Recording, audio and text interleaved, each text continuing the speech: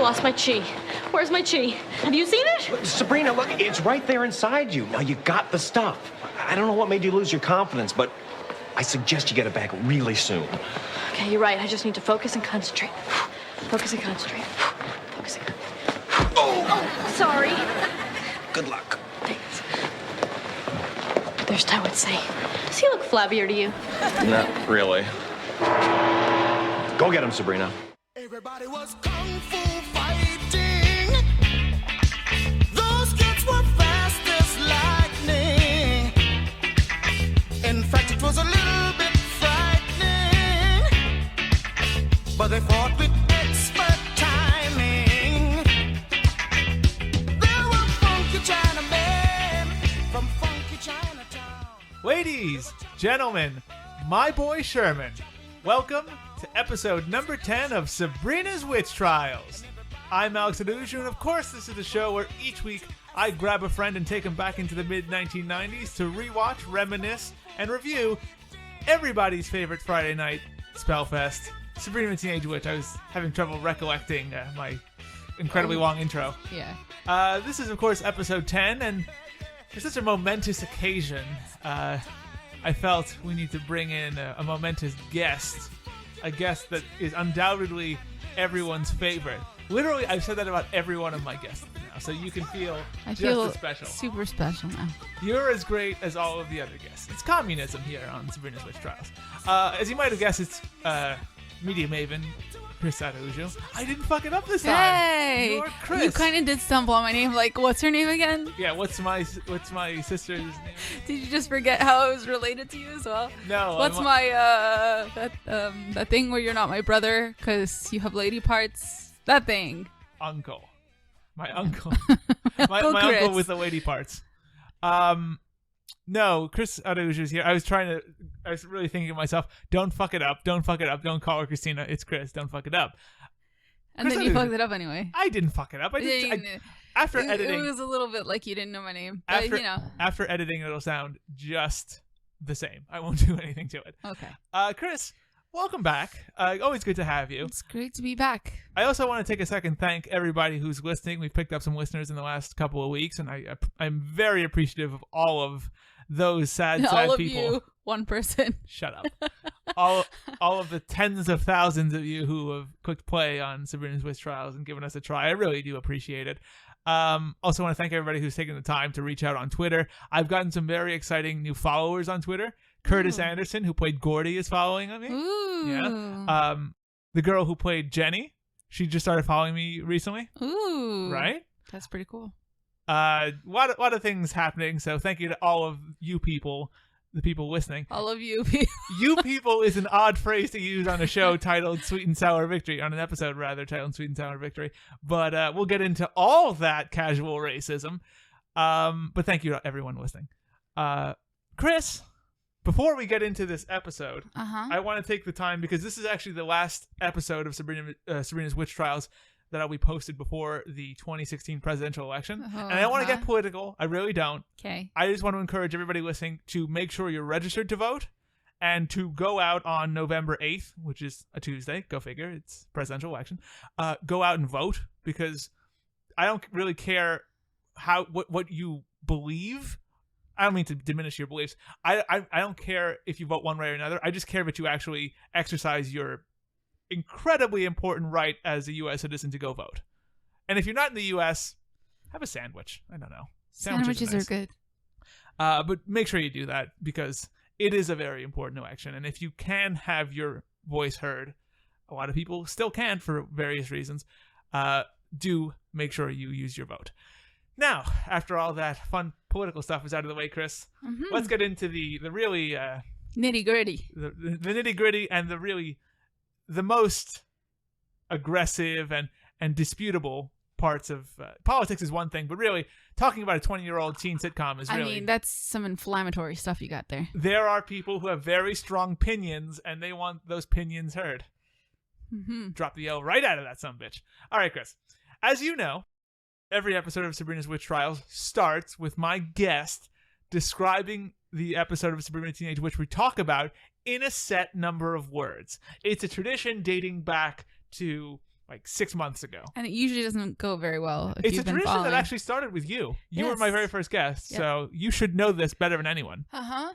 Of course, And how many? I think every time except once I've screwed it up. pretty much. Yeah. Mike did a really good job last week. Phil did a great job 2 episodes ago, just having them all written down in front of him. I considered doing that. And then I was like, nah, it's too much work. Work. No tanks. Chris, I need you to describe this episode of Sabrina the Teenage Witch in 11 words. All right. Sabrina takes Kung Fu, cheats to win a trophy. That's 9. Feels bad. Learns lesson. Good. Great. Well done. Man. I did do Kung Fu as 2 words, right? Yeah. Okay. Let's go with that. All Yay! Congratulations. I'm sure nobody heard my rendition of Scrubs. Scrubs as you were working it out, because they probably cut that out. But it was pretty good. All right. Very good, though, Chris. That is pretty much what happens on this episode of Sabrina the Teenage Witch. Yep. Let's get into it right now. We open as Sabrina is playing badminton with Harvey in the Westbridge gym and really sucking at it, just doing a shit poor job. That's how people describe things now, shit poor. Incapable of hitting a shuttlecock at all, Harvey tells her to aim higher and straighter and further and be better generally, as she should. When she tries this, Sabrina accidentally loses her racket, throwing it off screen, apparently smacking Harvey with it. As he groans in pain, she quickly apologizes before immediately querying him about whether or not she gets any points for that, as the opening here closes. Sorry. Do I get any points for that? Bit of a short opening, really. It shocked me at how few lines I had to write to describe this. But Chris, let's talk about this, because there is a bit to analyze here. First and foremost, So much. there actually is. First and foremost, nobody says shuttlecock in this whole scene. No. They call it a Birdie. birdie. Yeah. You gotta keep it PG for the viewing audience. Can't say shuttlecock. Secondly, there is no less than like 85 shuttlecocks on the floor. Mm-hmm. Clearly, Bitch, why don't you just pick one up and reuse it? the best part is she's like taking them out of a box No. and hitting them. Why? You're literally surrounded by them. Sabrina the elitist witch can't bend down to pick up a shuttlecock. I never reuse the shuttlecock. Nope. That's great. Also, this is a very like laxed gym class because There's no one there. there's no teacher for one. Also, her and Harvey are like playing badminton, and there are just like 6 other kids just like leaning on the Like, wall chatting. yeah. Nothing gymnastically equivalent is happening here. Chris, what did you think of this bit? I mean, it's not that hard. It really isn't. No, I we- love badminton. We used to play it as like kids. So much fun. Yeah, I don't know how that's even possible. Also, Sabrina kind of comes off as a bit of a bitch here. Because like Yeah. she injures Harvey and she apologizes quickly. But then is like, oh, do I get any points for that? Your pain is meaningless. Give me points, please. I mean, I don't know if it's like a thing with people who aren't good at sports. Like, I wasn't ever bad at sports. I was pretty good at a lot of sports. Like, I wasn't ever great at like basketball, but like everything else I was fairly good at. Mhm. But is it a thing where it's like that desperation to just be like good at a sport? Like, who gives a shit? Speaking You're as- good at lots of other things. Like, why do sports have to be a thing that you're also good at? I mean, Speaking as an all-star athlete, because most of us all-star athletes then eventually retire into the world of 90s teen sitcom reviews. I don't know, like, whenever I was in gym class, I avoided actually playing like the fucking plague. I remember in high school, we were playing basketball, and of course you like break up into teams, and like yeah. like my teacher, I almost said my basketball professor, my Professor Basketball. My high school gym teacher, what he would do is like he would break us into teams at like the start of a season, and then our team would like play against other teams. Yeah. But I avoided playing like the plague, and one time my team was like playing or whatever, and we were just up by a bunch of points. So they were like, "Come on, you got it." My teacher. I almost said my professor again. My teacher was like, "All right, you gotta get in, and play." Like, don't give me the ball, guys. Don't give me the ball. Aww. Somehow the ball got to me, and they're Did like, you make it in? They building it to a story here. They're like, shoot. So I threw the worst fucking shot you ever. I threw it like I was like projecting a baby away from me, like that, and it got in, and then we got 2 points for it. Yay! And then everybody was like, yeah, and then I quickly got my way out of there. Just never played again. I retired on that glory. So to answer your question, I don't know. I don't like sports. Yeah, we had the same situation where like they would break you up into teams, and then each team would have like I specifically remember like volleyball because I was one of the volleyball team captains. So they had like a girl and a boy as each volleyball team captain. So I was, and I think our team like won the whole thing. Nice.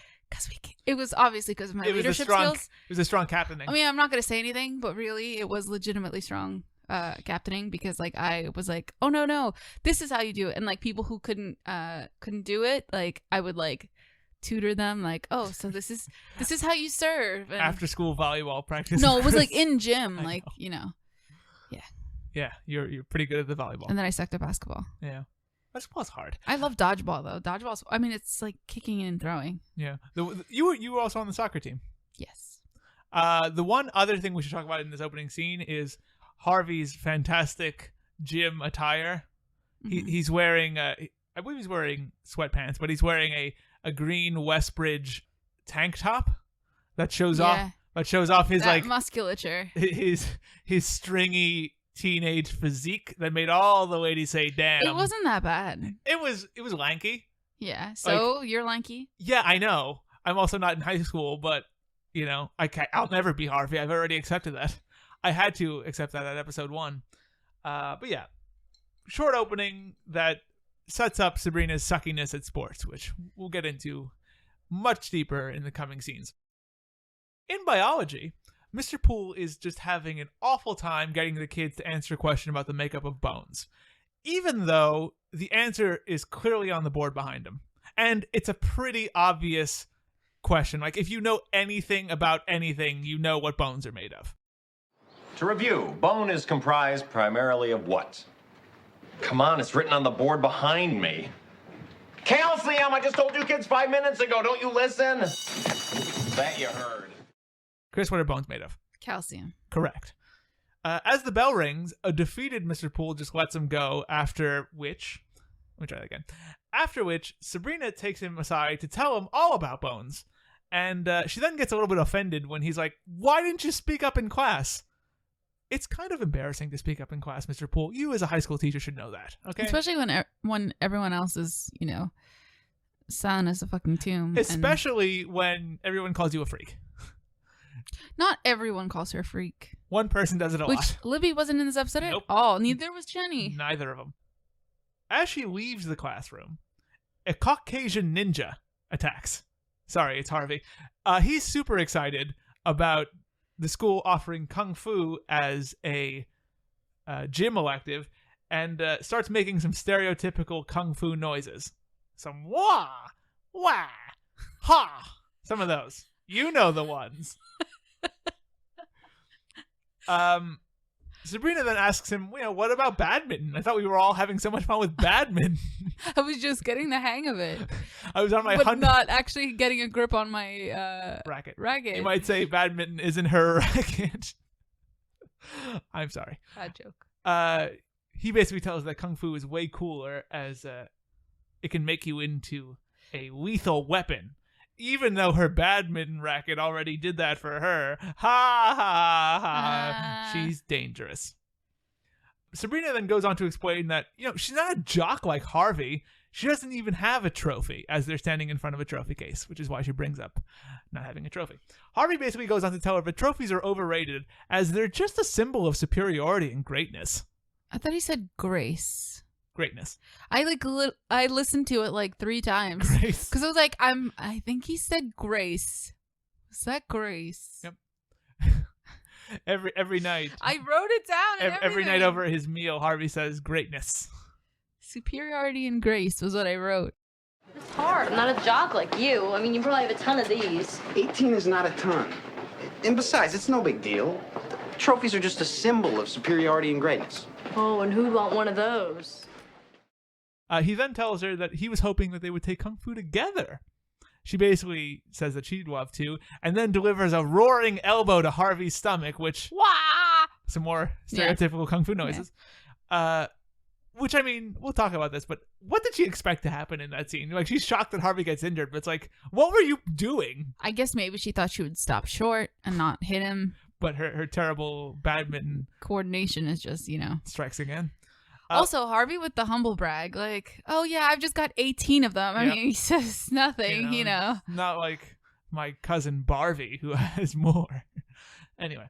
Later in the Spellman house, we see Hilda practicing a Mozart piece on her violin and basically commending herself for a job well done by zapping in a bunch of thrown roses. Zelda's super upset because not only will she not stop playing that damn Mozart tune, but they're running out of vases quickly. Hilda goes on to tell us that she has to practice because she's up for the biggest audition, thank you, of her life, and nobody plays the piece better than Gustav von Obvious Villain. Hegel, what is it? Hegel. Gustav von Hegel. Great villain name. He's a douche. I would love it if like he actually turned out to be a great guy. It's like, I serve food at the mission, Anyway, Sabrina then arrives, and she is elated because Harvey finally asks her to take kung fu with him after all that waiting. It's been so long. After minutes of waiting, she asks her aunties to sign the permission slip, and Hilda makes Zelda do it because she has to protect her precious, precious hands. Okay, Chris. Going back to Mr. Poole's class and all the calcium deficiencies inside the brains of all the teenagers. Yeah. What did you think? Well, I feel like the whole classroom scene is kind of negligible. Like he's upset, people aren't talking, wah, wah, wah, wah, wah, wah. A lot of meows. Yeah. A lot of cats in the classroom. It was more like babies, like wah, wah, wah, wah, wah. That's not what a baby sounds like. Isn't it? That's what a baby sounded like on like motor? Buffy the Vampire Slayer. There was like a baby motorcycle. Wah, wah, wah, wah, wah. Nope. Okay. You clearly don't know what babies or motorcycles sound like. Moving on. Oh look, it's a baby riding a motorcycle. Did you did you notice Harvey's shirt? Did I notice Harvey's shirt? I noticed the shirt later on. Okay, this one was like a blue velour zip up, where the zip only goes halfway. Yeah. And it was like a darker blue in the sleeves. It was like the epitome of 90s / 90s reinventing 70s fashion. Yeah. We get some more of that when Hilda Hilda's practicing her fucking violin. We also get some more of it later from Harvey, which is just I think I know which one we're talking about. Yes, I think I know which one. No, but you only get it for like the tiniest it's scene. True. It's still worthwhile though. Did you like Hilda's like Soul Train shirt? Well, the other thing is, what the fuck, Harvey? You don't start a conversation by jumping out at girls and pretending to attack them. Like, use your fucking words. That line has always worked real well for me.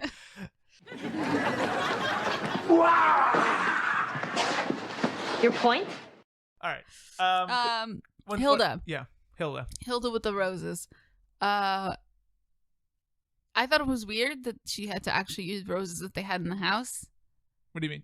Like that they were coming from actual vases in the house? No. Zelda was putting them in vases after Hilda conjured them. Oh. That's why they're running out of vases. Because she took 2 roses out of the vase and threw them on the floor. Because she needs all the encouragement So I thought she was taking the roses. No. Okay. They're not just like having florists deliver dozens of roses. I'm so confused. I'm like, did you already have the roses? And they're being... Do you see where the confusion lies? Not really. She took roses. They already had 2 roses in a vase. She took them out and threw them on the floor. And was like, there you go. Done. I think Zelda... It seemed like that was all the roses. Okay. Okay. Did you like her shirt, though? I called it her Soul Train background shirt. Or was this like squares of like different colors? That was later, wasn't it? No, that was here where she's practicing the violin. Hold on. I'm looking through my notes. Yes. Hilda's purple, red, and black checker print top Ah, that's what I have written. I believe that's what a baby speedboat sounds like. It was. It was not good. Okay, let's No. talk. But let's go back to something you brought up, which was Harvey's like jumping out at Sabrina. The jump itself was pretty impressive.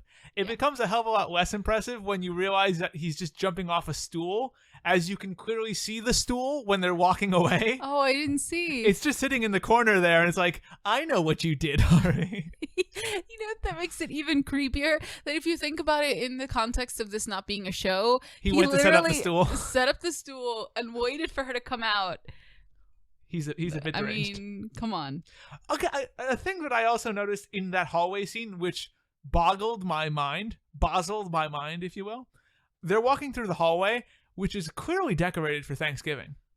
Like, there are Thanksgiving, like, posters everywhere. But it's not a Thanksgiving episode. It's not a Thanksgiving episode. There is no Thanksgiving episode in the season. Well, you know what, Al? Not everything has to be about the holidays. I actually didn't mention this when we started, so I should. Episode number 10, Yeah. Sweet and Sour Victory. First aired December 6th, 1996. 13.9 million viewers, 9.0 rating, 16 share in the 39th most viewed piece of television on that given week. Just so we get that out of the way. Okay. Making the point that this is December 6th, and this episode has nothing to do with Thanksgiving. Why are there all these Thanksgiving like They left decorations? them up. They left them up. From nothing. See, the thing is, I kind of appreciate that they put the effort to at least put up Thanksgiving decorations, because I understand that there's no Thanksgiving episode, but in terms of when it airs and the continuity, it would be around Thanksgiving. Yes. So I think it makes sense in terms of people watching it. And I appreciate that they even put that effort, because I don't know. you know they're notorious for just leaving posters up Sure they are. forever and ever. That's and true. amen. But to be fair, nothing has anything to do with Thanksgiving. It's already airing in December, so Thanksgiving's at least a week old. I mean, it's pretty pointless, and it complicates the re-airing because you have all this Thanksgiving stuff, so it's harder. It's not harder. It makes less sense when you air it in like July. Just don't air it in July, bitch. That's a better idea. Bitch. Anything else to add here, Chris? Nope. Okay. I think we're good. Let's move on. In the gym, we hear some mildly offensive Bruce Lee-ish music, some generic kung fu music. You know, the flutes and the little drums and all that stuff. As we see a figure in a black gi. Yeah. He's actually very Caucasian. Doing some posing. He spin jumps to reveal that it's Mr. Poole, who announces he'll be teaching them the old art of kung fu. What are we doing? I think this music is supposed to psych us up, but it's not exactly We Will Rock You. Good day, students. Mr. Poole? I am your Sifu, and I'll be teaching you PE. Sabrina then tells Hari that she's not surprised, as he probably learned kung fu after getting beat up as a kid. What a bitch. Seriously. Who's the bitch now, Sabrina? It's still Libby. He might be a loser, but he's still better at kung fu than you are. For a little bit. Well, for always. She cheats. Cheater. Spoiler. Cheater. Mr. Poole gets off to a rough start, however, as the kids won't even bow out of respect.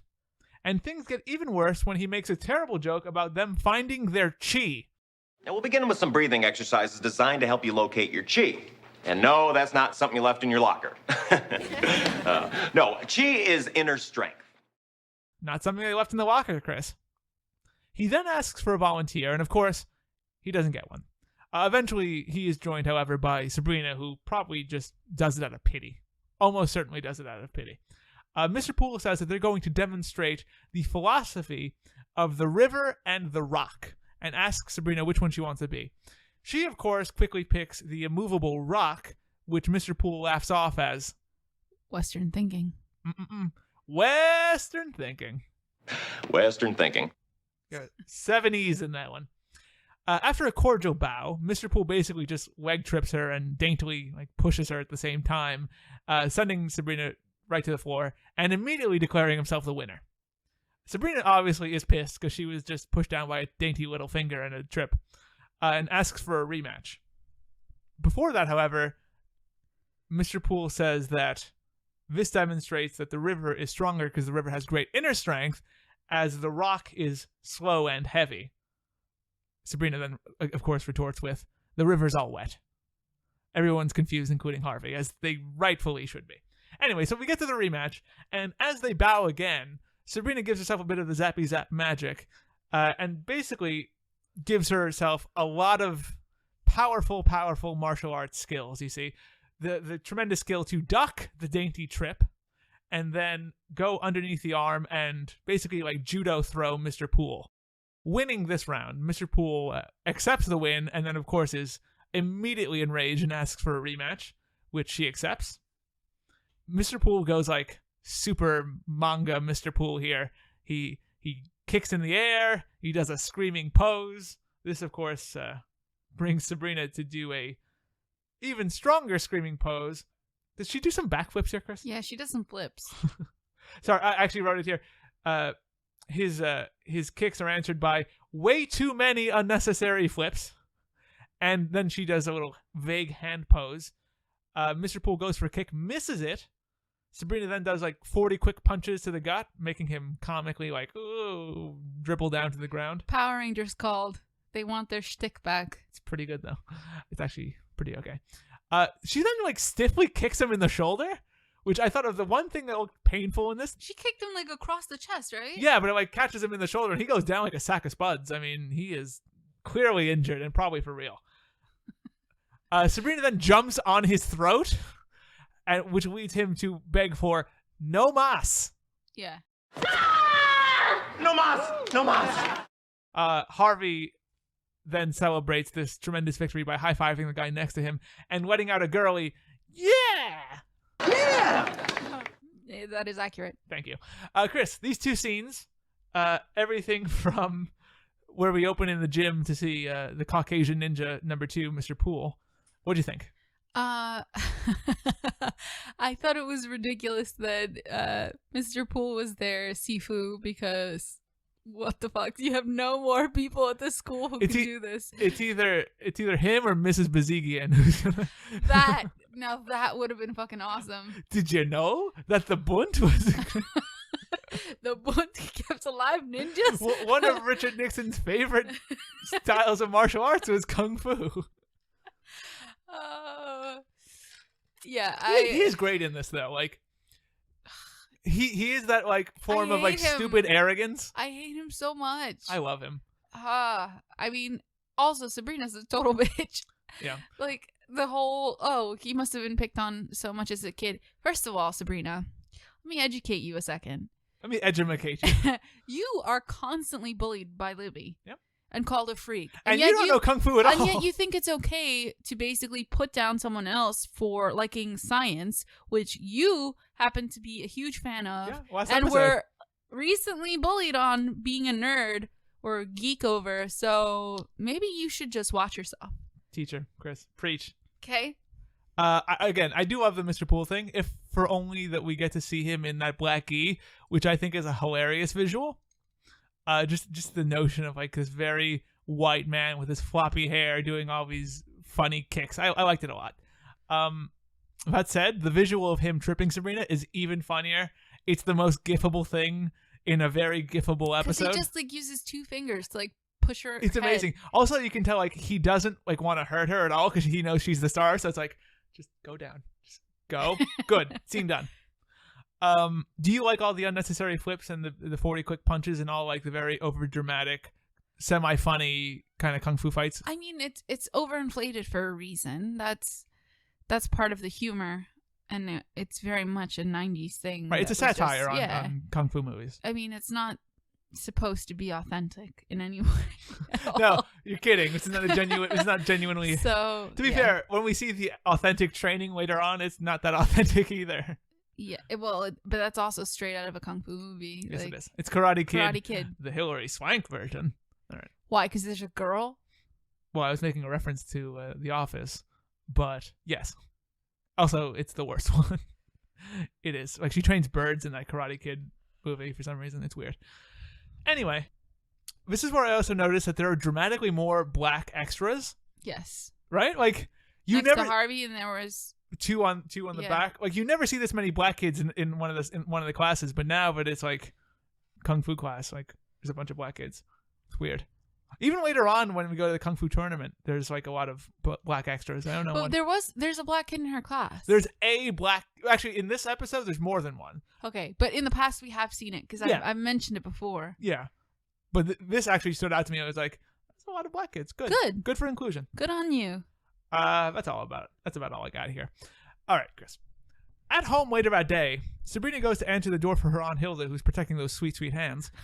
But she then makes her aunt duck immediately out of sight of the door when she realizes that it's Mr. Poole, and he does like a creepy kind of like also, peering in. She's carrying Salem around the house. Why does she always do this? He has legs. Stop carrying him everywhere. He has legs and the ability to speak. And he's not involved in the scene at all. No. Like, so you don't have to carry him. He shows up a little bit later, but Mr. Poole then comes in and starts to tell the aunties about what happened at school that day before Sabrina takes over, basically explaining that she whipped him like a government mule, which, to be fair, she did. He then says he was impressed by her natural talent and asks her if she's interested in glory. She then gives an answer which Chris just loves. I do. She could go for some glory, Chris. Sabrina, are you at all interested in glory? And I could go for some glory. There's a Kung Fu competition in Boston next week, and I think you have the potential to make some waves in the river. I could go for some glory. Right. She's all in for glory. Who's up for glory? Asks Mr. Poole. She is. Are you at all interested in glory? I mean, what kind of fucking question? Nah. Do you have any slight inclination towards glory? If I was to put a pizza and a glory in front of you, which one would you go for? I might be in the position to offer you some glory. In fact, there's a Kung Fu tournament in Boston next week, Chris, and he thinks she could really make some ripples in the river, waves in the river, something like that. Yeah, some water analogy. Metaphor. Zelda's not too sure about all this, as, to be fair, she's had one class in a public school, which is a fair takedown of all this hype. It's public school. Let's calm down here. Her aunts eventually leave it up to her, and she agrees to do it, sending Mr. Poole off to fill out some paperwork and get a quick CAT scan. After he leaves, she then celebrates about finally being a jock, and of course, woohoo! Gets a woohoo and falls up the stairs. Yeah. As so many of us are wont to do. You've done it many times. I'm not even going to pretend like I haven't done it many times. Who am I kidding? Zelda then says she smells a rat, leading Salem to make a terrible joke, and her and Hilda go upstairs to give a chat to Sabrina. In her room, Sabrina's practicing punching the mirror. Not punching the mirror itself, but air punches in front of the mirror. Yeah, there you go. She then decides to change into what I think is a lovely little gi. I think it looks real good on her, but that's besides the point. She then does some more pointless backflipping to go answer the door. Go figure, it's her aunts, and she welcomes them in with some weird saying, all paths are open on the something. All doors are open on the path to enlightenment. Yes. Something like that. That's bullshit. what it was, I think. Man, Jesus Christ. All the stereotypes. I also I loved as they walk in, she like walks into her room and does like kicks and punches as she's walking in. Uh-huh. That's also very gifable. Her aunts ask her about her natural talents and whether they're natural or supernatural, and then she quickly admits that, yeah, she used magic, and they're fucking furious with her. Sabrina, we have a question.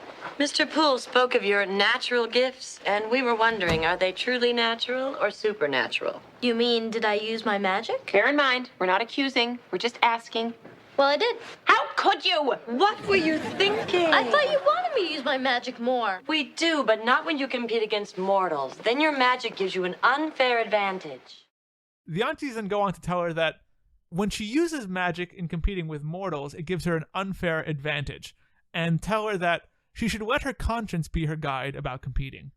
Hilda then tells her that she should use her moral compass, and because this is Sabrina the Teenage Witch, she's referring to a physical moral compass, which she then hands Sabrina.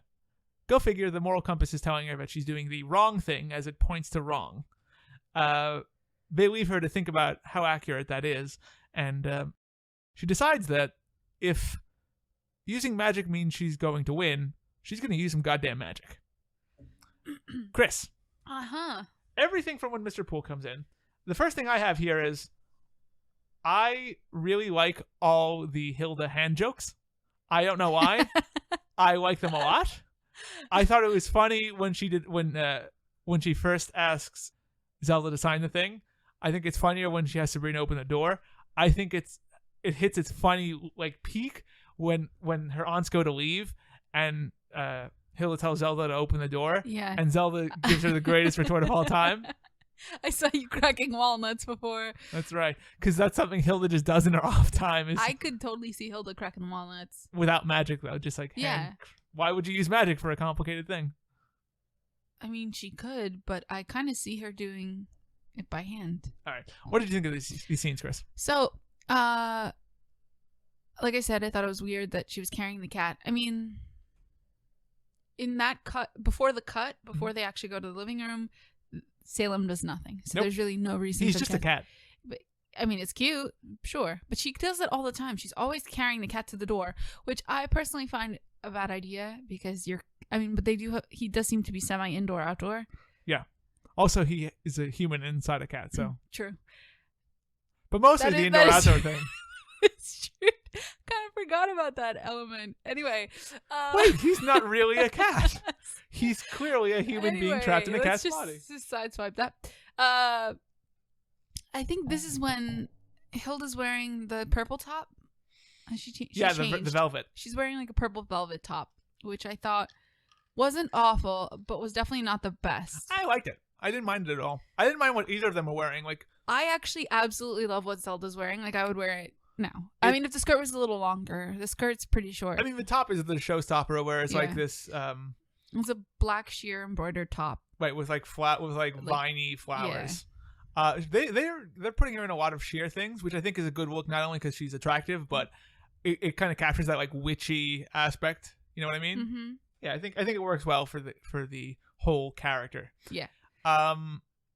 Do you like the classic trope of, the classic Sabrina trope of this metaphorical thing we're going to make into a clearly physical thing because we're witches? I mean, that's classic. It's classic Sabrina. Every single thing in every episode there has to be something. It hits its height when Hilda goes to her doctor to check her actual biological clock, which is a physical biological clock. I think that the prop creator must have had so much fun on the show. Like, just where can I find an enormous freaking compass, or like how big, and also, I mean, I guess for visual effect it needs to be big so that you can clearly read how wrong she is. Yep. But really, who the fuck carries around a compass that big? Mm-hmm. Like, grandma ain't carrying no compass that big. Mama ain't got no compass. I'm sorry. I get what you're saying about, why the hell is she doing all these flips and everything? I fucking hate all the flips. But that's the whole point. It's flaunting something that she didn't earn. Right. And that's the whole problem. That's why she's a cheater. That's why you don't feel bad for her when the trophy starts calling her a cheater. Yeah. Because she didn't just win, or she's not just good at it in a humble way. She is like showing off. She's taking pride in something that she didn't earn. And she's showing it off, and I think I've said that like 20 times. But yeah, that's kind of why. To be fair, she does show off like 20 times. Yeah, and that's why you don't feel bad for her. Fair enough. All right, Chris, let's go to the kung fu. I didn't think. I mean, when the aunts shut her down, I was kind of like, I didn't think of it as cruel because they let her make her own decision. They gave her the information. What's right and wrong, or how to at least judge what's right and wrong. My problem later on isn't that the trophy starts talking to her. It's what the story or what the moral really is, and I don't like this moral that's taught later on. But we'll get to that. All right, that you shouldn't use your magic to give yourself an unfair advantage. No, yeah, that really bothered me. I think you should be able to use your magic or whatever. No, it's the idea of like there being moral rights and absolute wrong, but we'll get there. Let's go to the Kung Fu tournament first, Chris, because there's a lot of fun stuff going on there. So we go to the Kung Fu tournament, which is definitely not the same set as the gym. Yeah. I don't know what everyone is thinking. I mean, they put up banners, Al. They put up banners. They brought in risers.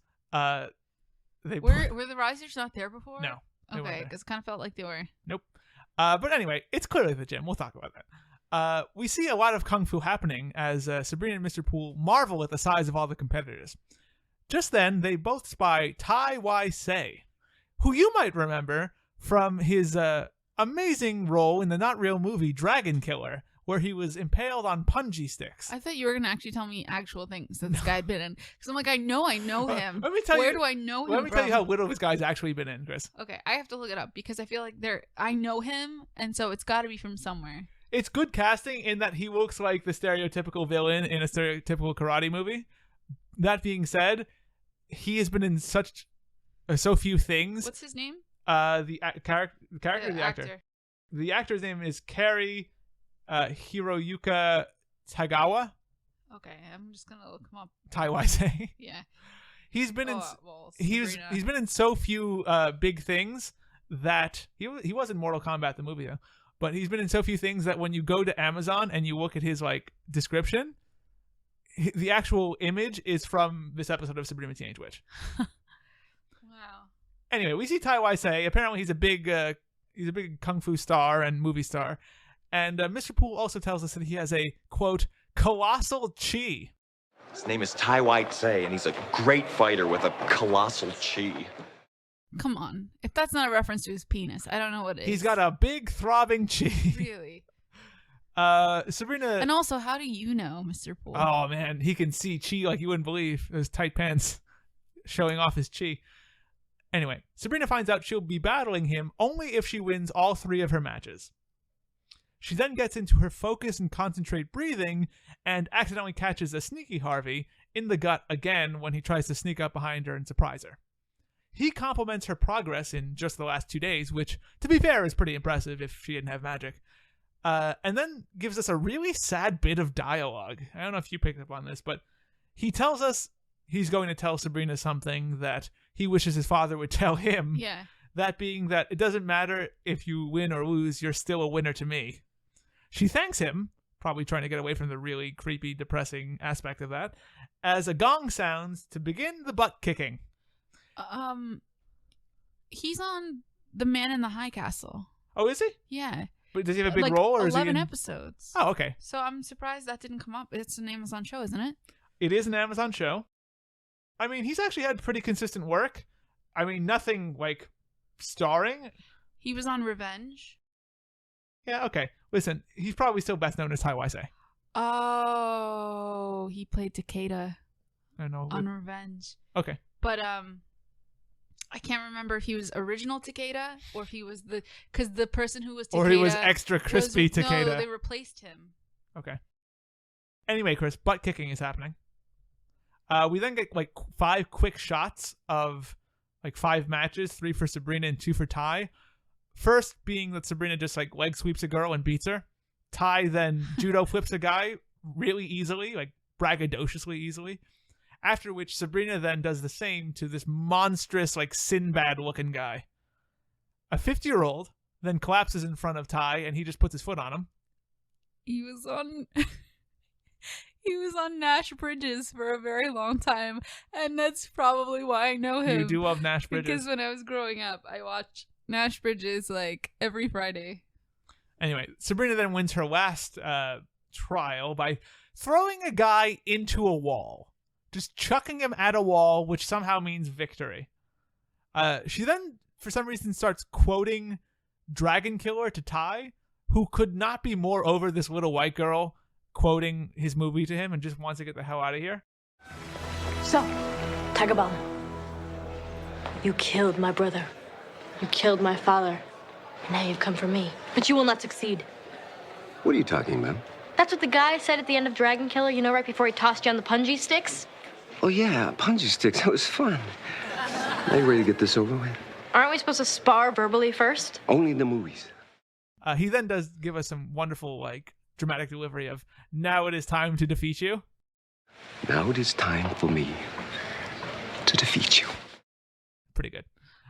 He decides to backflip over to the mat to start this rumble, after which Sabrina backflips over to Mr. Poole and asks him to order her an icy.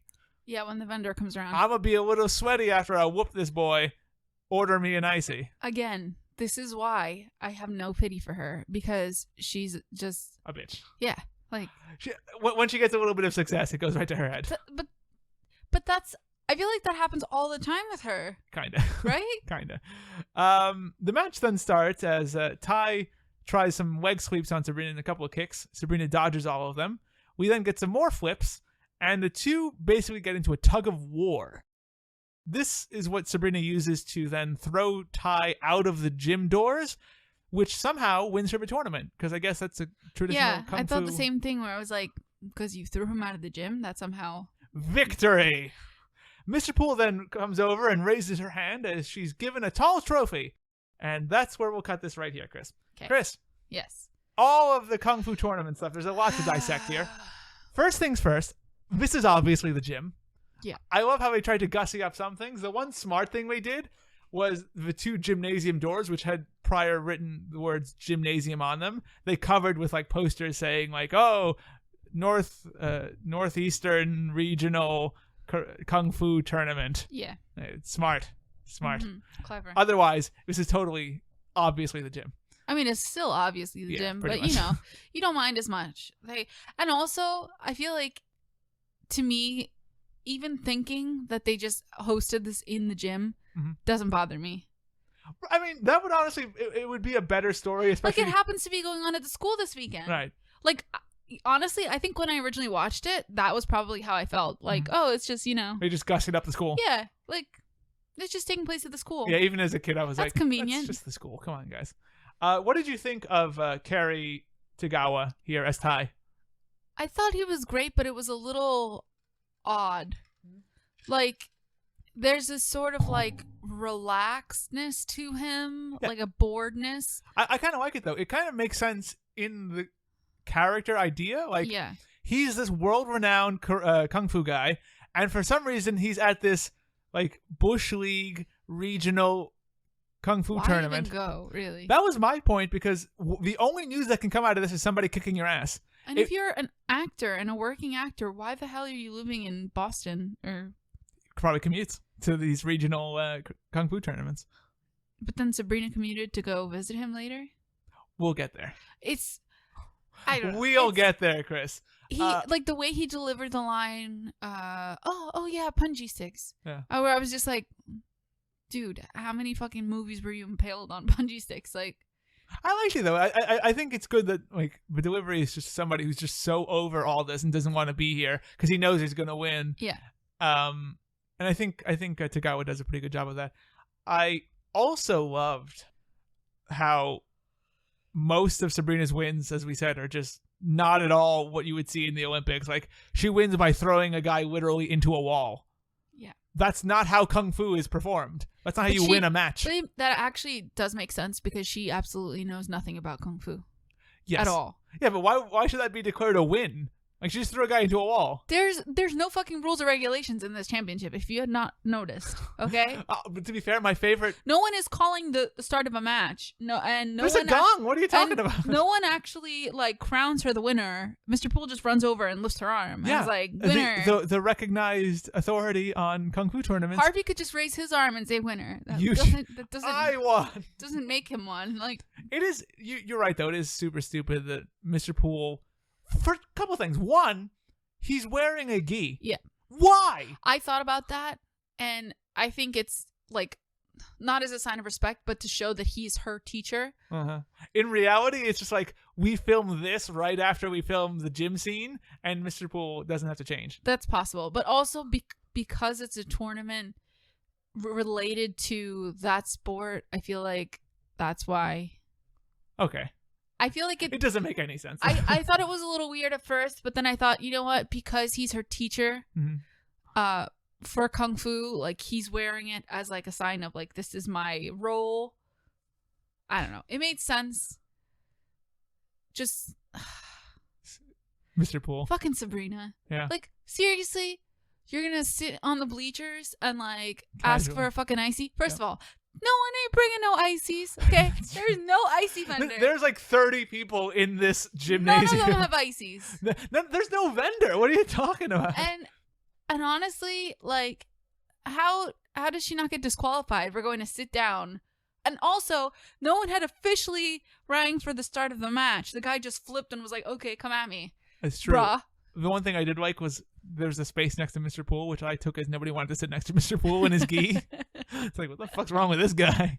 I will sit over here. You stay there, sir. One last thing. Did you like Ty's haircut? He's kind of like Long. He's long, like neck length, like Dutch boy, kind of like brushed back haircut. Yeah. I thought it was good for the role, but I thought it was a terrible haircut for anything else. I think it was a very popular haircut in the 90s. What a It mistake. was long with just slick back though, Yeah, but it kind of like had like a bit of a bob to it. because it was cut straight. Yeah. Yeah. I didn't like it. All right, let's move on though. Oh, also, Yeah. let's apologize to poor Harvey for taking a fucking beating this episode. Again, my God, he's just here to get like kicked in the stomach or Yeah. punched in the stomach. That's or elbowed really in the all he stomach. does all episode. He just Yep. gets hit. God, We're sorry. He's probably going, God, I wish I had Jenny's role, not here. Got a day off. Later that night, Sabrina is taking photos with her trophy, Polaroid photos, because she wants to see Oh those my photos God. real quick. She's telling Salem all the things she likes about it as well. About her trophy. The trophy, Yeah. yes. Not the Polaroid camera. There's Yeah. only like 7 things you can like about that. He also then hears that now that she has 1 trophy, she can retire. She doesn't need any more kung fu trophies. She's got the one. It's awesome. It comes up above her knee. Now that it's done, I can retire. No Olympics for me. She's not greedy at all. No, just the 1 big trophy. He then says that's great and just sends her to bed because he's sick of all this fucking trophy talk. And as she goes to sleep, she hears somebody call her a cheater. Bitch. A bitch. That would be great. The PG-13 version. Bitch. Cheating ass bitch. Cheater. What? Cheater. Salem, what did you say? I didn't say anything. Came from over there. Over where? By your trophy. My trophy? Cheater. My trophy! She initially thinks this is Salem, but is then dismayed to quickly discover that it's actually coming from her now living Kung Fu trophy, specifically the little Kung Fu man on top of her big Kung Fu trophy. That's a lot of kung fu. It's a lot of Kung Fu, but it's where it should be. After the break, her trophy tells her that she used magic to win him, so now he's going to call her a cheater because she cheated to use magic and win him. That all made perfect sense. Salem defends Sabrina, calling the trophy a mantle warmer, which leads to just some hilarious trash talking between a talking cat and a trophy. It was wonderful. I like to think for the TV guide, like description was Sabrina the Teenage Witch episode 10, cat talks to trophy, and Trophy fights back. everyone tuned in. Sabrina also there. Cheater. What is this about? You didn't deserve to win me. You used magic. You're a cheater. Hey, lay off, you gold-plated mantle warmer. Don't start with me, Tabby. I'll take you out with a single blow. I'll mess you up. You're going down! Stop it! Both of you! Sabrina then gets them both to shut the hell up because one's a cat and one's a trophy. And the trophy goes on to tell her that, sure, they can discuss this tomorrow, but he ain't going to be quiet tonight, as she brings the trophy downstairs to him yelling cheater over and over again. In the kitchen, Sabrina tells the trophy to shut up since her aunts are asleep, which only makes him scream cheater louder. This leaves Sabrina no choice but to waterboard the trophy in the sink and then just slam him against her kitchen cabinet or an island. Counter, yeah. The aunties, of course, come downstairs because she's just banging a trophy against the kitchen cabinet.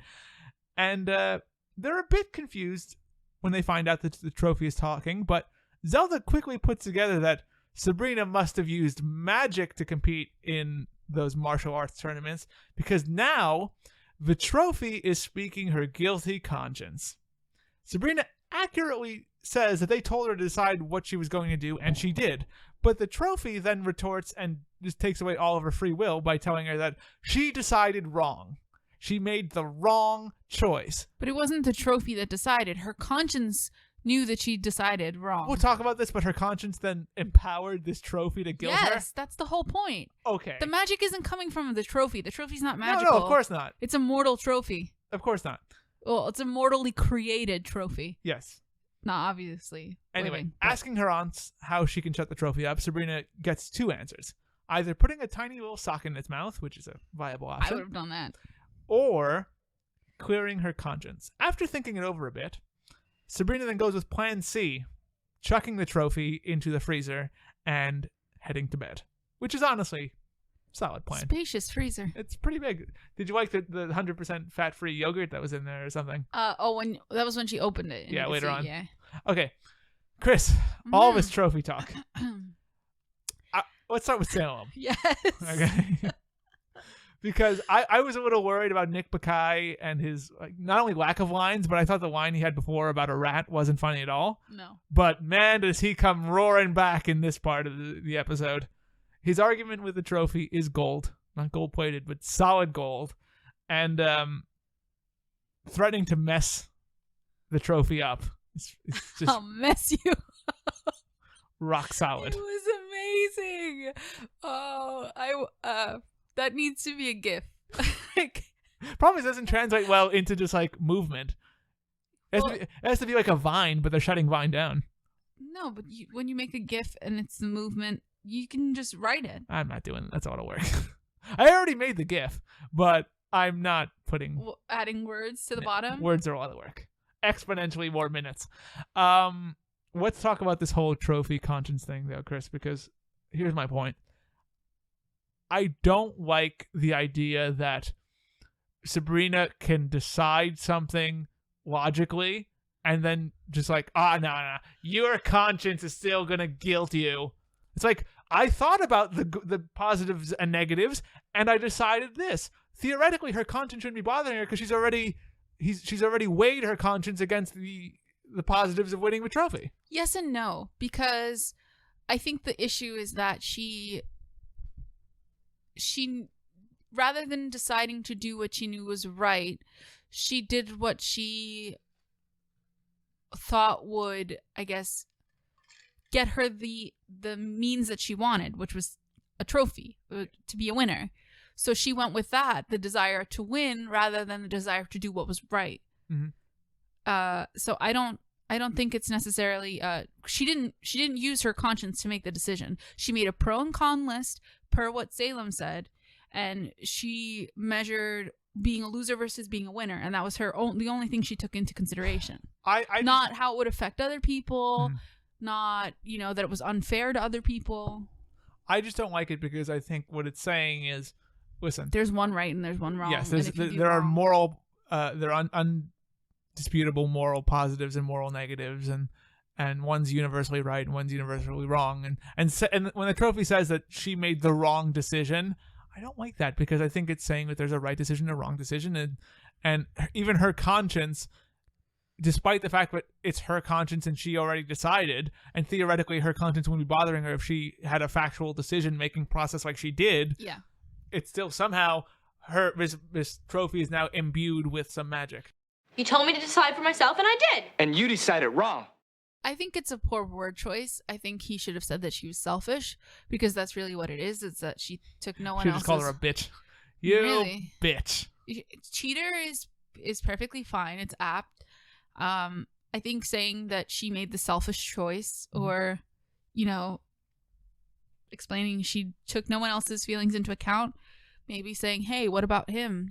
He worked hard to get to where he is, and you just, pointed your little finger and took what you wanted. You think that shitty office is free? Nah, he had to make lots of money to pay for that shitty office. I mean, that's the thing. She, she gets put down all the time for being a freak or for whatever, and then when other people have it happen to them, or other people get put in a position where they're, where she can do it to somebody else, she does. She does. Yeah. I say this a lot, actually, but I thought the special effects on the trophy were actually really, really good. Like the bits where you see like the whole trophy and the guy moving a little, I thought those looked good. And like the gold-faced actor was basically what's happening here, was good, except for the fact that his teeth were white, and it's like, his teeth should be gold. Give him gold teeth. Otherwise, I thought for 1996 it looked good, and like it actually looks like a trophy was actually moving and talking, which I think is impressive. Zelda's robe, though, My next note is on Zelda's robe. No, when they came down, it was. One of them was black zebra, right? It was like a black and white kind of like paisley thing. Okay, one of them was animal print, right?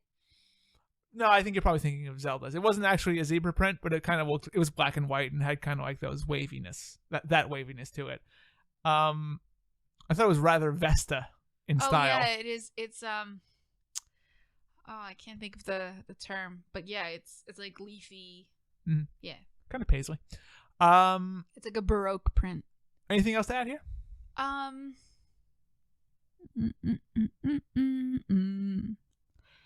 No, I mean, the selfie thing. Yeah. Fucking hilarious. Oh. Fucking hilarious. Early days. It's too early for you to like take a selfie and then post a picture of you and your trophy on social media to brag about it, but you can still take one and just like what she's probably doing is like taking those pictures and just like hanging it on like her clothesline and going, look at all of me. Yeah, that's exactly what also doing. It's a Polaroid camera. Yeah, she's definitely not taking like a photo of herself at all. She's probably like missing and like taking a photo of her other shoulder and the chair. See, the thing is, back in the day you just knew your angle and you knew where to hold the camera. That was it. # know your angle. I mean, even back in my day and MySpace days, when you used the fucking... Back in MySpace days. When you used the point and shoot, you knew where to hold the camera to take a selfie. Yeah. And that was it. You just... It was a MySpace angle. You knew the angle. And you knew it because everybody else had already done it. No, you knew it because you would take 20 pictures and you would look and see which one was the right angle and which one was your best angle, and then you just knew that's where you hold it. Okay. Let's move on to biology Trust class. me, that's how it goes. I believe you entirely, and I don't want to get into a error. discussion about photo angles. By the way, check out the lovely photos over at chrisconkers.com. Thanks. Do that. Pluggity plug, lest I forget. Anyway, next day in biology class, Sabrina enters to the cheers of her classmates and to Harvey bowing to her greatness, though she's not into it. Mr. Poole, she's not into it, and hits him in the gut quickly. No, she doesn't. Mr. Poole then asks where her trophy is, and she blurts out that it's in the freezer before covering it up like a champ. So, where's your trophy? At home in the freezer with all our other valuables. Yeah, that's where I keep all my worldly possessions. It's not the worst idea. It's pretty bad. I mean, people aren't gonna, like, thieves aren't gonna think to look in the freezer, really, unless they have a hankering for some Ben & Jerry's. Spankerin. Because she's a kung fu master. That's right. Spanking season, and I got a hankering for some spankerin. All right. Harvey then tells her that she should be proud because that trophy says that she is the best, and she retorts that that's not what her trophy's saying to her because it's saying that she's a cheater. She should have gone all the way. Nope, it's talking to me, and it's not saying that, Harvey. You're wrong. Elbow to the gut. You don't know him like I know him. Elsewhere in the world, Hilda runs into Gustav at the audition. Remember Gustav? Yeah, he was mentioned for like 10 seconds, like 20 minutes ago. Mm-hmm. Well, it's audition day, and Gustav is running into Hilda, and he's being delightfully pricky to her. He's flaunting his Stradivarius that he bought with the money he made from the last job he beat her out of. He also bought the case. Hello, Stradi.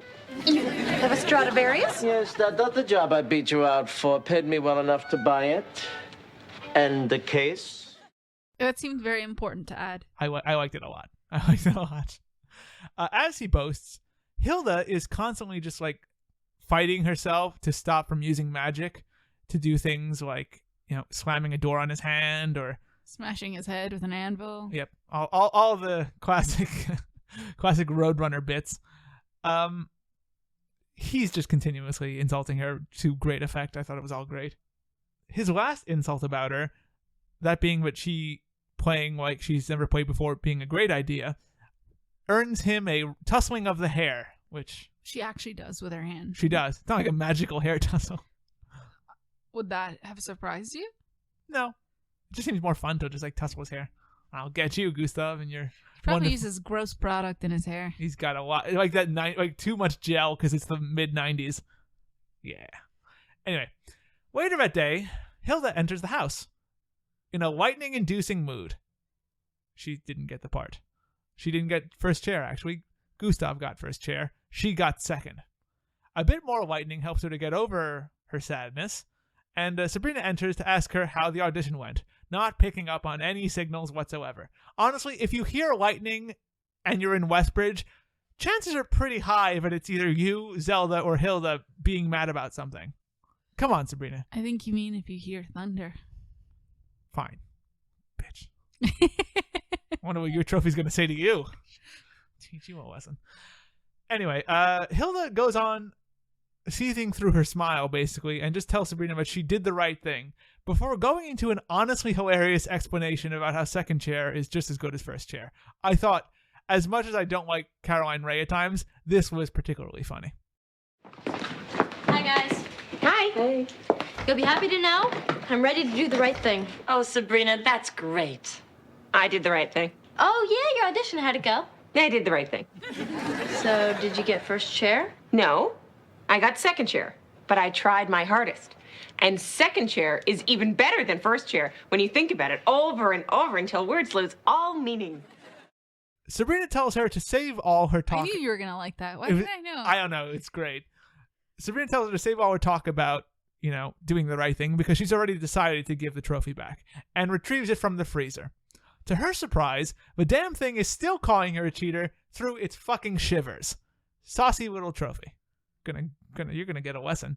You know what? You're gonna get a spanker in. It's right. You know what you're not gonna get? A rinse under the fucking water. That'll teach you. Anyway, we then cut to Tai Wai-sei's really shitty office.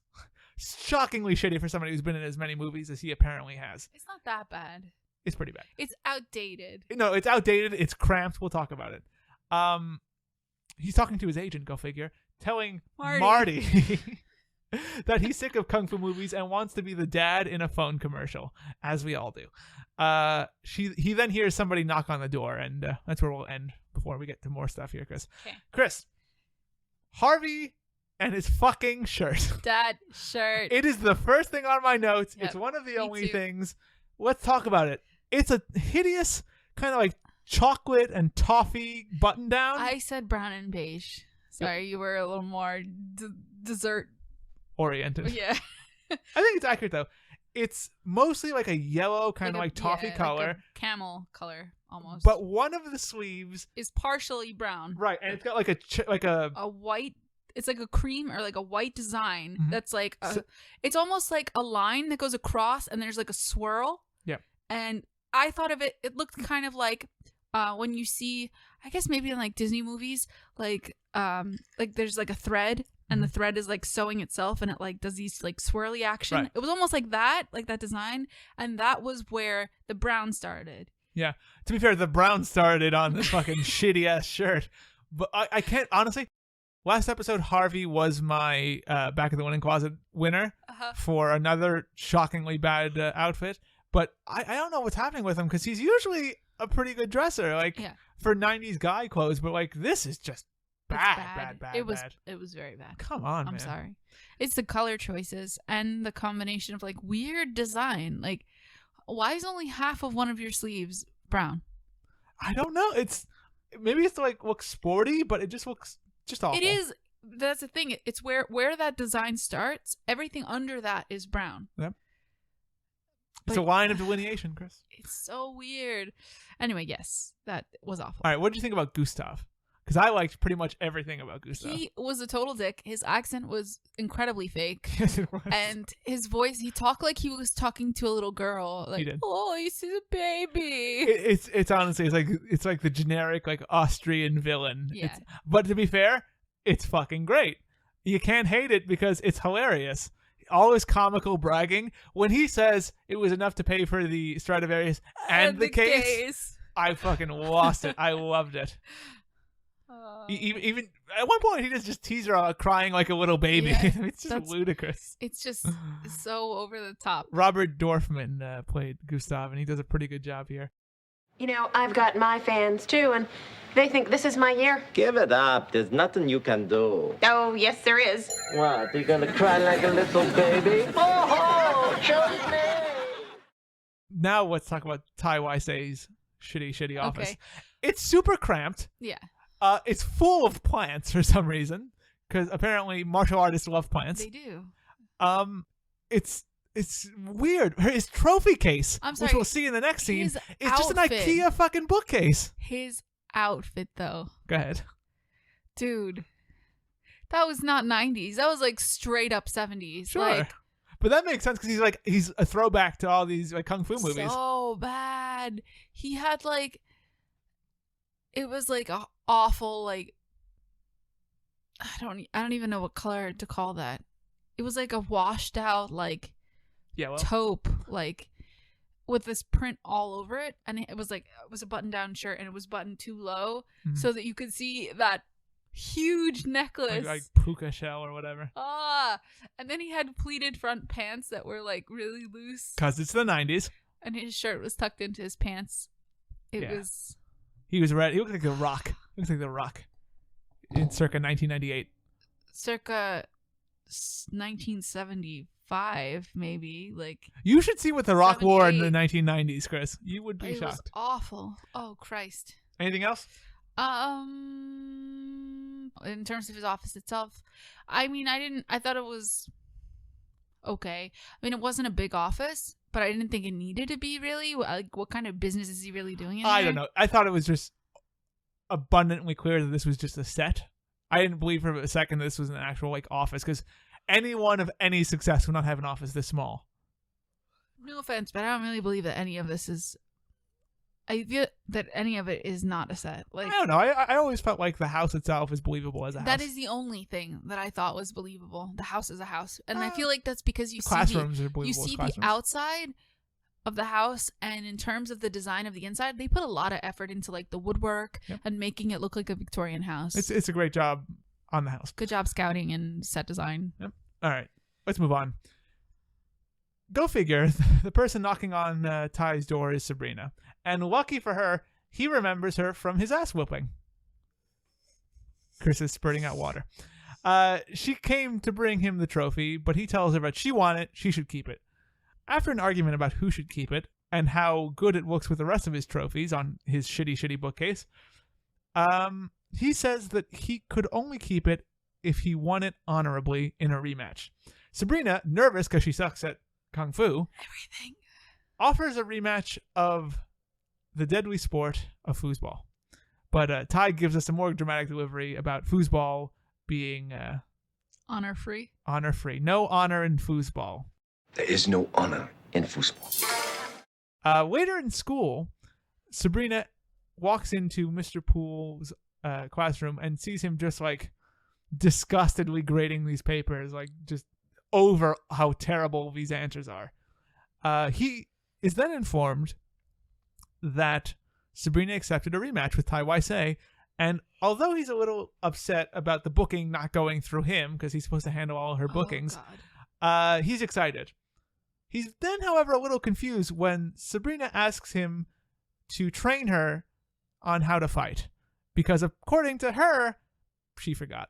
I've somehow forgotten how to fight, despite the fact that I had won a trophy not a day ago, probably, because this all seems to take place over the course of like a weekend.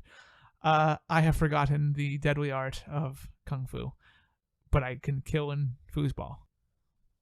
What we then get is a very Karate Kid, as I said, training montage, complete with jumping kicks, various karate poses, some board breaking, and just a fucking shit ton of Asian flute music. And the cuts and like close-ups of like her face, just super determined. She is ready to lose to Tai Waisei.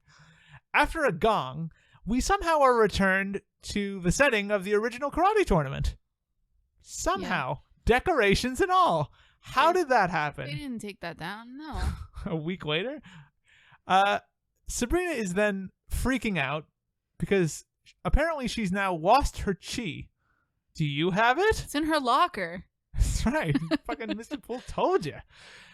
Mr. Poole gives her basically like a frightened pep talk because he knows she's still going to lose. It's like, just come on, get your head in the game, you dirty loser.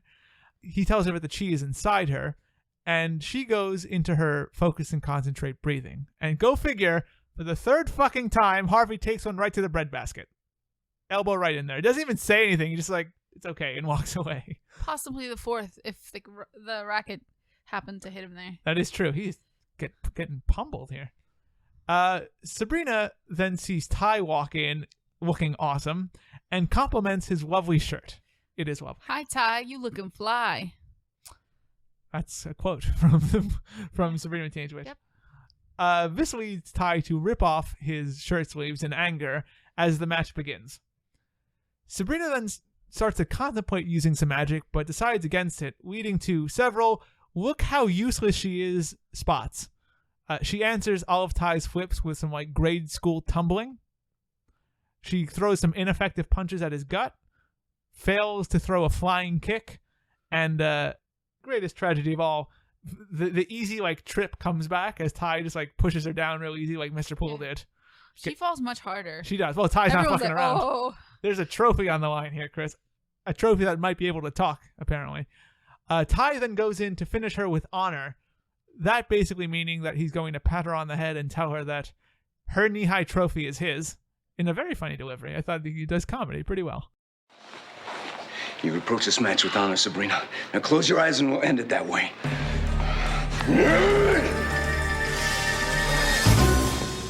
Your knee-high trophy's mine.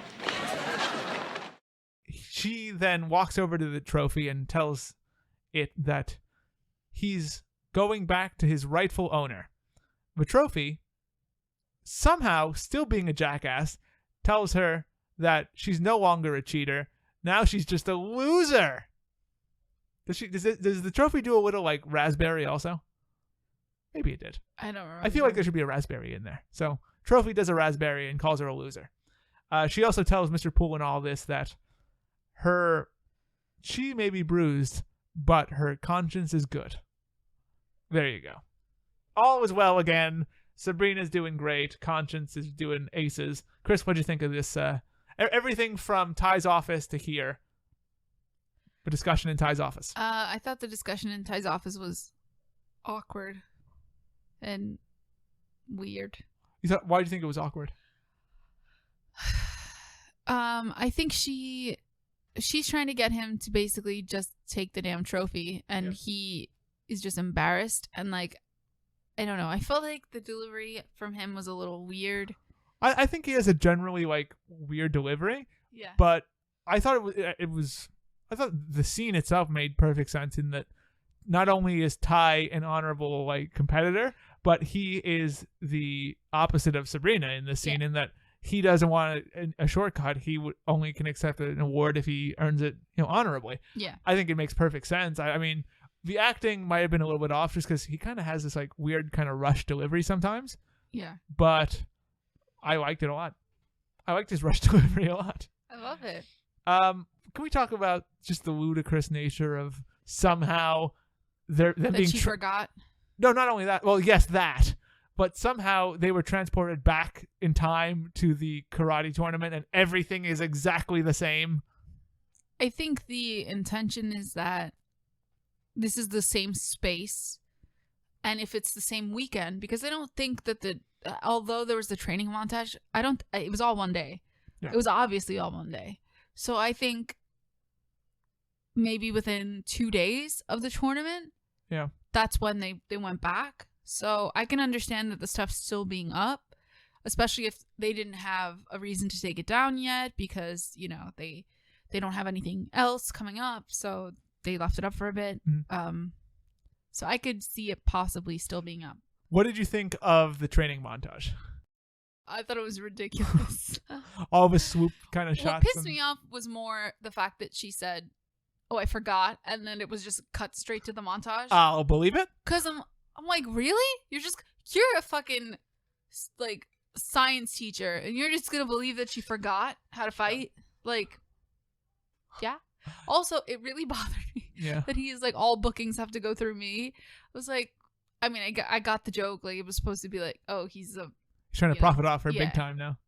But no Poole. I thought the thing that was funny about the montage was just the setting, because like they are in this like weird like residential area that really kind of looked like a set itself. So it was kind of like, but it was definitely not a set. I don't know. It kind of looked like like Wisteria Lane, like Desperate Housewives-y kind of houses and everything. I felt like I wouldn't be surprised if they just went to this like neighborhood and filmed it there. Yeah, to me that's what it felt like. Like they just went to like a cul-de-sac somewhere for like a, you know, small new construction housing development, and basically we're just, okay, this is a good spot. This looks super, you know, white bread.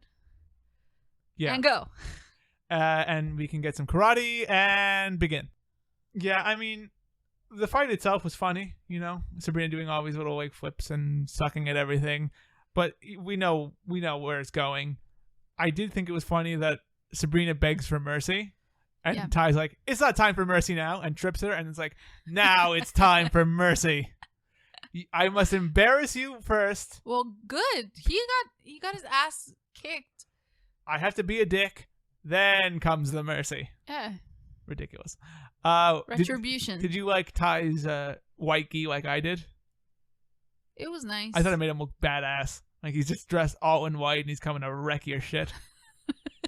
That's right. I thought it was fucking ridiculous that he ripped off his sleeves. Like, what kind of reaction is that? Oh, I like your shirt. Okay. Take it. Throws it at her. Okay. This is what I think of your compliment. Thank you very much. You may have a sleeve. All right, let's wrap up here, Chris. Later on, Sabrina enters the kitchen to show Zelda the good news. Her moral compass is now pointing to right as she did the right thing. Zelda congratulates her, and when she asks where Hilda is, she's informed that Hilda's off at the concert or the recital or whatever, because tonight's her first night playing second chair to Gustav. They both agree that they wish she had beaten Gustav. At the symphony, we see Gustav wave to Hilda and kind of be a dick while they're tuning up. Hilda, annoyed, decides to vaporize Gustav out of his chair and slide over into it, taking the first chair. The other violinists each slide down into the next highest chair and don't immediately light Hilda on fire. Nor does the conductor, Maestro, who's staring right at her. And the scene basically closes there. As the credits roll, Sabrina's aunties enter her room with a little surprise for her. It's a tiny little ankle-tall trophy saying world's greatest niece. That's a lie, of course. I'm the world's greatest niece. I don't know. As Hilda hugs her, she notices that she's wearing something around her neck. Turns out it's an Olympic medal. And they ask her where she got that. She, of course, answers that Carrie Strug gave it to her and quickly goes back to her homework as the episode closes. Okay, Chris. Yeah. I literally have one note for this whole two scenes. Okay, what the fuck? Hilda uses magic to vaporize Gustav in front of a bunch of mortals. Uh-huh. And rather than, drown her or chain her up or set her on fire, nobody questions it and just moves down, and then they just start playing. Yeah. Come the fuck on. I mean, the thing is, okay, so you said vaporize. I don't agree with that assessment. I think it's more that he goes up in a puff of smoke. Like, okay. It's just like poof, and he's gone. It's quite apparent that she was the cause of it because she looks at him and points, and it happens, and then she slides down. And the maestro's looking right at her. Yep. And everyone else just slides down and smiles. And my thing is, I think the joke is supposed to be everyone knows he's a fucking dick and no one can stand him. Mm-hmm. And so everyone's happy to see him gone. But at the same time, this is a real fucking world. And you don't see something like that happen and then just start playing 2 seconds later like nothing just happened. Right. And also, I mean, there's the bit of it that's like, oh, they each just ignore because they each gain something from moving up a chair. But it's like you said, come on. He's just disappeared into a puff of smoke. I mean, no one wants to question that? There's only so much that your sense of reality can be stretched, and that's not within it. But I get what it's supposed to be more of a joke. I get what they're going for. The Carrie Strug thing, it was kind of throwaway, right? Didn't really matter. Yeah. All right. That's the episode there, Chris. I thought it was a cute trophy. I would like a trophy like that. Have you ever won a trophy? I've never won a trophy. I've won medals and certificates. Yeah, me too. Pins, like that sort of thing. Mm-hmm. I once won a boomy box. I won, it was a certificate, but then it came with a $500 prize. Yep. So that was good. I once won an award in 8th grade for being the most sarcastic person in my class. And to be Yes. fair, It's framed. It is. I worked my ass off to earn that award too, so I deserved it. And for reference, that is not a joke. That is a literal thing that happened. No, it actually did happen. has- I have an award, a certificate for being most sarcastic in my 8th grade class. Okay, Chris. Interesting episode. Now, as you know, every episode of Sabrina's Witch Trials, I ask my guests to rate the episode of Sabrina the Teenage Witch we watch on a scale, very important scale, TGIF scale, 1 to 5 scale with a corresponding TGIF show. If you had to rate this episode on that scale, and you do, what episode would it be? What show would it be? I can't remember what it was. Fine, I'll do it. Everyone do it at home along with me. A 1 out of 5 is a You Wish, 2 out of 5 is a Teen Angel, 3 out of 5 is a Hang with Mr. Cooper, 4 out of 5 is a Family Matters, 5 out of 5 is a Boy Meets World. I think it's a solid Hanging with Mr. Cooper. Okay. I wish that more of it had been just better. Salem with trash talk. Yeah. The thing is, it was so Sabrina centric. Mm-hmm. And as much as I get it, the show's about her, I feel like that kind of brought it down because the whole episode was pretty much just Sabrina's selfish and wants a trophy but doesn't care who she hurts and trying to get her to understand that that's wrong. But at the end of it, she's still a bitch. Mm-hmm. Like, she didn't get that medal. No, she stole it. Yeah. She's a thief now also. So, I don't know. I feel like I'm getting more and more annoyed with her for little things. Like, I think she's a teenager, so I don't want to say, but she's obviously self-obsessed. Like, it's the 90s, Chris. We were all self-obsessed. It's just, I don't know. She likes Harvey, but then I feel like she kind of whacked him too much. She did hit him a lot. A lot of them were accidental. They were all accidental, really. We think. But I will say I think this is a Family Matters, a pretty strong Family Matters, honestly. The episode does have a lot of funny visuals. Like, all the kung fu fighting is pretty much funny. I mean, whether or not I actually like the idea of all these unnecessary flips, there is a funny quality to them. There's a lot of fun action scenes, too. I think we didn't touch on this, but, like, when Ty and Sabrina are fighting the first time, they do, like, this long shot, and you can clearly see that it's not Melissa Joan Hart, and it's not whoever, the name of the actor who's playing Ty White. It's just two obviously different people. But the karate and the kung fu is actually pretty good. There is some interesting use of magic, which I always like to see. Talking trophy is unique at least.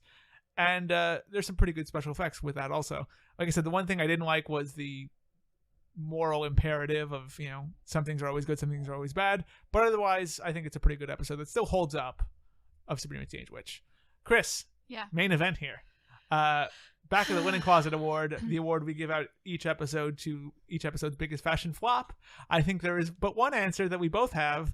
It's Harvey's weird caramel toffee shirt. yes, definitely. Too bad colors, unattractive design, another unfortunate miss for a usually stylish man in Nate Richards. And I would have to give like a solid runner-up to Ty for that outfit when he was in his office. Because come on though. It wasn't great. I thought if I had to pick a runner-up, it would probably be Hilda's Soul Train shirt. Oh, the checkers. Yeah. I still feel like Ty's, because Ty's was like the whole package. Like, they were going for something and they went whole hog. They knew what they were doing with that one. That's the show there, Chris. Thank you so much for being here again. You're welcome. Thank you. He made me. He's forcing me, guys. I'm really not. I said, you want to be on my show? And you're like, yeah, whatever, I'll do it. And then you were. But make sure you do check out chrisconkers.com, because Chris writes a lot over there, not only about fashion and beauty, but also book reviews there. And a lot of good writing goes on at chrisconkers.com, so you should all check it out. Also, make sure to follow Chris on Twitter and Instagram at chrisconkers. And you can follow this show on Twitter at Sabrina Podcast, on Facebook, facebook.com/Sabrina's Witch Trials, SoundCloud, soundcloud.com/Sabrina's Witch Trials. And of course, you can follow and rate and review us on iTunes, TuneIn, Stitcher, SoundCloud, the Google Play podcast section, and of course, your favorite podcatcher of choice. Do you not have a Sabrina Instagram yet because I really think that I don't want to do it. You should look into getting one for gifts and memes because you make a bunch and I do, but they're all on Twitter and you should follow me on Twitter. The amount of like meme related Instagram accounts that get tons and tons and tons of followers is kind of ridiculous. All right, well, you know what? Let me know if that's something you, the listener, would be interested in, and I'll take a look at it. But next episode, we will be talking about episode number 11, I believe the first Christmas episode of Sabrina the Teenage Witch, accurately titled and a bit over obviously titled, A Girl and Her Cat. That'll be fun because we're going to meet Coolio for the first time. But until then, I want to thank everybody for listening, and we will see you in the other realm. Zelda, the door. Oh, stop it. I saw you cracking walnuts earlier.